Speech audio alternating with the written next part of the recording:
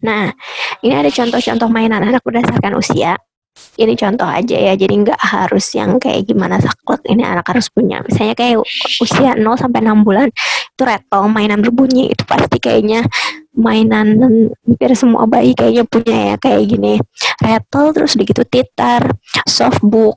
Softbook itu yang bisa dari buku bantal atau apa ya kalau misalnya di ini dengan warna atau pola kontras hitam putih merah karena kan di bawah 2 bulan juga dia matanya masih belum yang kayak melihat jelas seperti kita kan masih samar-samar jadi bagusnya sih dengan yang kontras itu akan menstimulasi mata anak itu untuk bisa makin melatih matanya gitu. Terus mainan dengan bahan karet berwarna cerah dan mengeluarkan bunyi jika ditekan.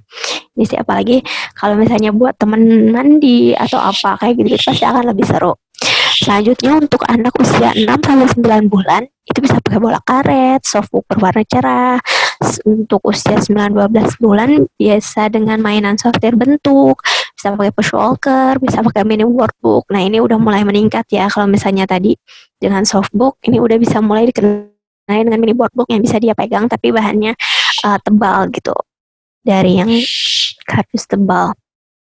Usia 12 sampai 18 bulan bisa mulai kenalan sama boneka kain, bisa pakai buku bergambar dengan bahan tebal dan ringan, kertas dan pensil warna. Itu dia udah mulai penasaran tuh, pengen ikut-ikut nulis-nulis atau apa.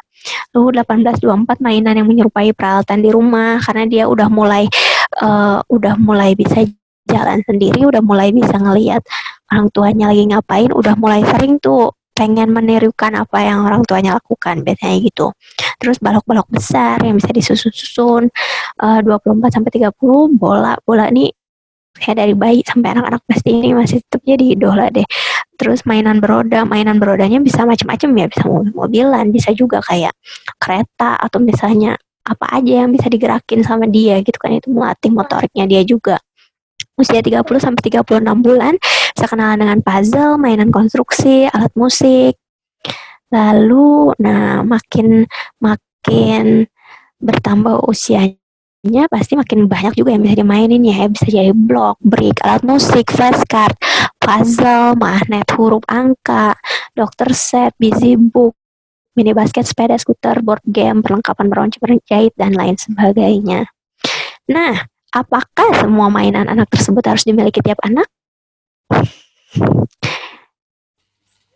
Tentu aja enggak ya, enggak harus semuanya punya. Mungkin kalau semuanya dipunyain sama itu mungkin bisa bikin tempat jasa penyewaan mainan atau misalnya bisa berubah jadi PAUD seketika gitu ya. Itu mungkin aja gitu bisa kayak gitu ya kalau misalnya semuanya.